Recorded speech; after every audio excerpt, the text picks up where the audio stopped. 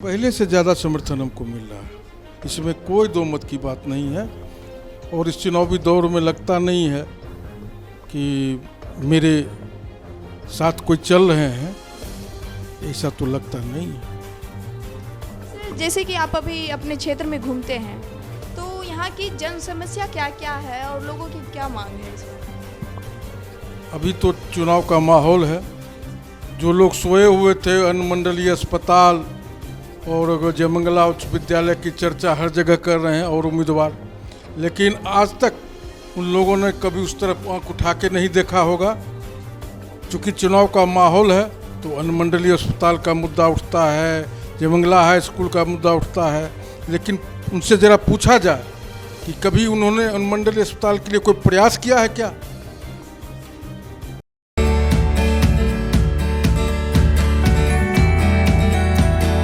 This video is sponsored by Khagendra Vaibhav hospital, जहां हो कान नाक और गले का बेहतर इलाज। नमस्कार, मैं हूं मोनिका। आप देख रहे हैं KBTV बिहार। चिड़िया बरियारपुर प्रखंड के क्षेत्र संख्या 10 में अभी हम मौजूद हैं चुनावी कवरेज के दौरान, और यहाँ के प्रत्याशी हैं मीरा देवी जिला परिषद पद के। तो चलिए हम यहाँ जानते हैं यहाँ की क्या मुद्दा है, क्या मेन समस्या है और कौन सी मुद्दा लेकर इन्होंने चुनाव लड़ने जा रहे हैं। नमस्कार मैम, आपका बहुत बहुत स्वागत है KBTV स्टूडियो। थैंक यू, धन्यवाद। मैम, सबसे पहले हमारे दर्शकों को आप अपना थोड़ा परिचय बता दें। मेरा नाम मीरा देवी है। मैं चिड़िया बरियारपुर से खड़ी हूँ जिला परिषद के पद पर।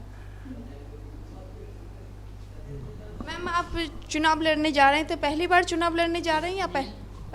नहीं, एक पिछला बार लड़ चुके हैं, लेकिन इस बार उस बार में सभी लोग जनता मेरे साथ नहीं दिए, इसीलिए मैं आगे नहीं बढ़ सकी। इस बार जनता मेरे साथ है, इसीलिए मैं दूसरा बार फिर खड़े होने का मौका मिला है हमको। आप चुनाव लड़ने जा रहे हैं तभी आपको अपने जनता से, जन समर्थन से कैसा समर्थन मिल रहा है? जनता सभी मेरे साथ है, जनता से हमको बहुत समर्थन मिल रहा है। हमको ऐसा उम्मीद है जनता सभी मिलके हमको पूरी तरह से जिताएंगे।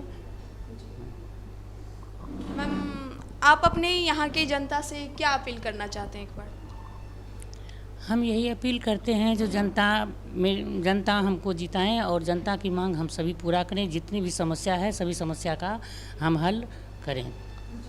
तो चलिए, मीरा देवी जो कि यहाँ चिड़िया बरियारपुर प्रखंड के प्रत्याशी हैं जिला परिषद पद के, चलिए अब हम उनसे मिलते हैं। इनके पति हैं अनिल कुमार। नमस्कार सर, KBTV में आपका बहुत बहुत स्वागत है। धन्यवाद। सर, यहाँ मैडम जो चुनाव लड़ने जा रही हैं, तो आपका चुनावी क्षेत्र में, मतलब राजनीतिक क्षेत्र में रुझान कब से और कैसे हुआ, जरा डिटेल्स में हमारे दर्शकों को बताएं। मेरे परिवार का सामाजिक सरोकार बहुत पहले से है, शिक्षा के क्षेत्र में है।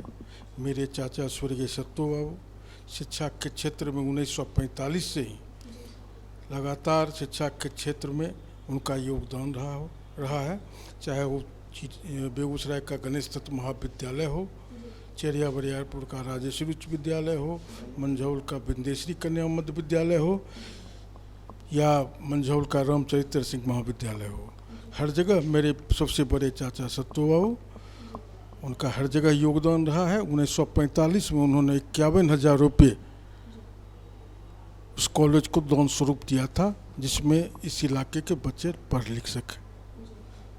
सामाजिक सरोकार तो शुरू से रहा है, लेकिन राजनीतिक पद आज तक हम कभी प्रयास नहीं किए। पिछले बार प्रयास किए थे, लेकिन कुछ गलत लोग थे, जनता उनके बहकावे में आ गई और मैं चुनाव हार गया। इस बार लगता है कि चुनाव में जीत मेरी ही होगी, ऐसी जनता जनार्दन की इच्छा।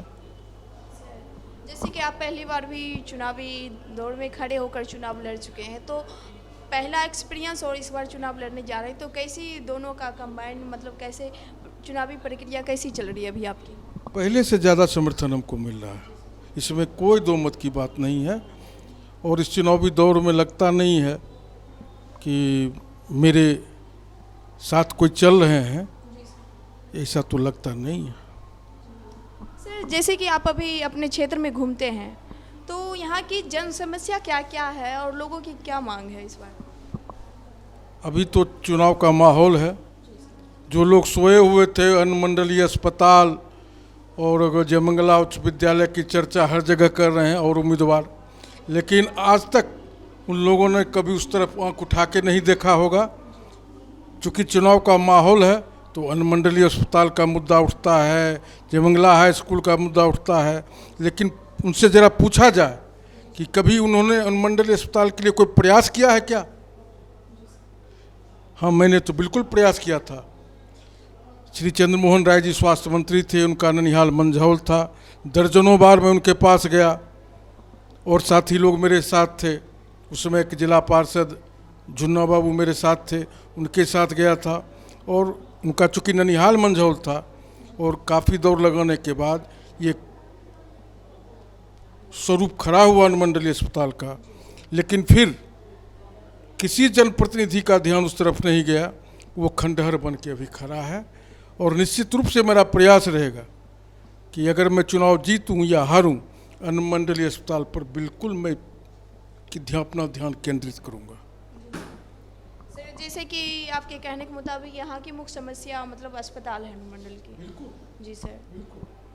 तो सर यहाँ की और भी जनता की क्या मांग है, क्या क्या होनी चाहिए, क्या की उनकी मुख्य समस्या है?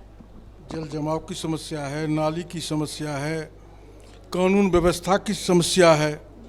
और पिछले 10 साल में मंझौल में जो अराजकता आई है, हमारी जो बेगूसराय की सांस्कृतिक राजधानी मंझौल कही जाती थी, उसका स्वरूप बदल चुका है पिछले 10 साल से। मैं चाहता हूँ कि फिर हमारी संस्कृति लौटे, मंझौल अपनी गरिमा में वापस आए और कानून व्यवस्था माने सुचारू रूप से चले। सर जैसा कि आपने बताया कि यहाँ पर बहुत सारी जन समस्या है, जल जमाव को लेके, नाली को लेके, तो इन सबों में आप सबसे जीतने के बाद सबसे पहले कौन सी कार्य को प्राथमिकता देंगे? हर काम की प्राथमिकता रहेगी। क्रमशः एक सीमित पावर होता है जिला परिषद का, क्रमशः जैसे जैसे मेरे संज्ञान में आता जाएगा उसका निराकरण होते जाएगा। सर जैसे कि जिला परिषद की बात की जाए तो जिला परिषद में कौन कौन से ऐसे कार्य होते हैं, मुख्य कार्य जो, और किस तरह के कार्य होते हैं विकास करने के? उसमें इसकी तो फंडिंग लिमिट है और आपके प्रयास पर निर्भर करता है आप फंडिंग कहाँ से करवा सकते हैं, किससे सहयोग ले सकते हैं, वो आपके क्षमता पर निर्भर करता है। आप अपनी पहुंच से, अपने प्रयास से फंडिंग करवा सकते हैं। सर जैसे कि ये खास करके 2 साल कोरोना महामारी के कारण ये शिक्षा बहुत ही प्रभावित हुई है, तो आप जीतने के बाद शिक्षा को लेकर क्या कार्य करेंगे?